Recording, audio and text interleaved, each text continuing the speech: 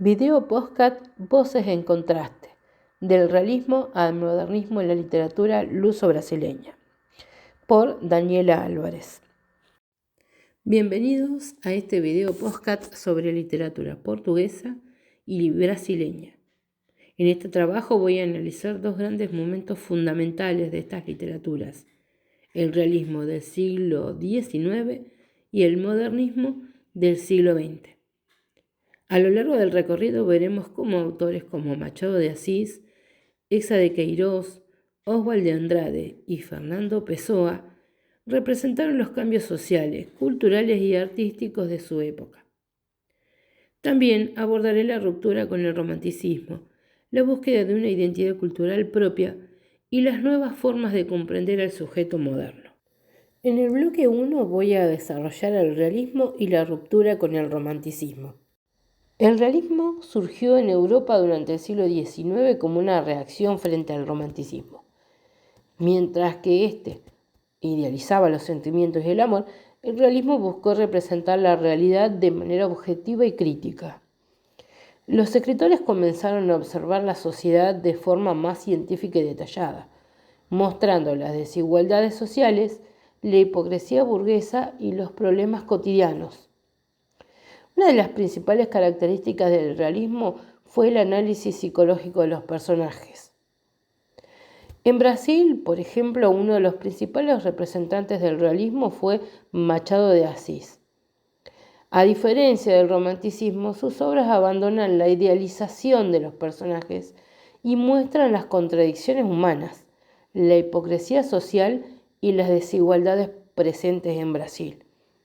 Machado de Assis desarrolló entonces un profundo análisis psicológico de sus personajes, utilizando recursos innovadores como narradores poco confiables, humor e ironía. En Portugal, por su parte, se destacó Eça de Queiroz, quien utilizó la literatura como una herramienta de denuncia. Sus novelas denuncian la corrupción, el poder excesivo de la Iglesia, las apariencias de la burguesía y el atraso cultural de Portugal. A través de descripciones detalladas y personajes complejos, Eça de Queiroz construye una literatura comprometida con la observación de la realidad y la denuncia de los problemas sociales. Obras como El crimen del padre Amaro y Los Maya muestran cómo el autor utilizó la literatura como una herramienta de reflexión crítica sobre su época. En el bloque 2 voy a desarrollar el modernismo y la búsqueda de identidad en Brasil. A comienzos del siglo XX surgió el modernismo, un movimiento artístico y literario que buscó romper con las formas tradicionales del arte y construir nuevas maneras de representar la realidad. El modernismo tuvo un momento fundamental durante la Semana de Arte Moderno de 1922. En la misma apareció el movimiento antropofágico impulsado por Oswald de Andrade. La antropofagia proponía devorar, simbólicamente, las influencias europeas para transformarlas en una producción cultural auténticamente brasileña. Por otra parte, también es posible mencionar la obra de Raúl Bopp, especialmente Cobra Norato, donde la poesía modernista se vincula con la mitología amazónica, el folclore y el lenguaje popular, construyendo una voz literaria innovadora y profundamente ligada al territorio. Dentro del mismo movimiento, la literatura nordestina adquirió una gran relevancia al representar las condiciones sociales, económicas y culturales del interior de Brasil. Autores como Graciliano Ramos, Ariano Suassuna y João Cabral de Melo Neto desarrollaron una estética marcada por el realismo crítico, la sequedad del lenguaje y la representación de la vida en el sertão. De este modo, el modernismo brasileño implicó una profunda reflexión sobre la identidad regional y las desigualdades del país. En este bloque 3 voy a desarrollar el modernismo portugués y sus corrientes literarias. El modernismo en Portugal fue un movimiento literario y cultural que se desarrolló a comienzos del siglo XX y que significó una profunda renovación estética. Su punto de partida se asocia a la revista Orfeo de 1915, donde surge el llamado orfismo, una corriente de vanguardia, caracterizada por la ruptura con las formas tradicionales, la experimentación formal y la influencia de movimientos europeos como el futurismo y el simbolismo.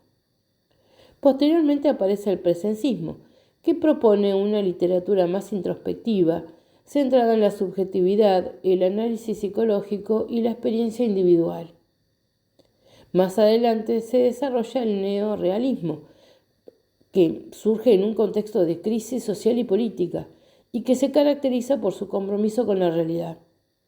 De este modo, el modernismo se presenta como un proceso dinámico y diverso, que atraviesa distintas etapas y formas de representación, desde la experimentación estética hasta la crítica social, a diferencia del brasileño, que se centró en la construcción de una identidad nacional propia. En este bloque 4 voy a abordar la obra de Fernando Pessoa y la multiplicidad del yo. Fue una de las figuras más importantes del modernismo. Su obra se caracteriza por la creación de heterónimos, es decir, de identidades literarias diferentes creadas por el propio autor. A diferencia de un seudónimo, que es solo un nombre falso para afirmar, un heterónimo es una entidad literaria completa. Pessoa sentía que estas personalidades vivían dentro de él y tenían autonomía. Por ejemplo, cada heterónimo tenía su fecha de nacimiento, lugar de origen, profesión, ideología política y estilo de vida. Los heterónimos creados por él más conocidos fueron Alberto Caeiro, Ricardo Reis y Álvaro de Campos.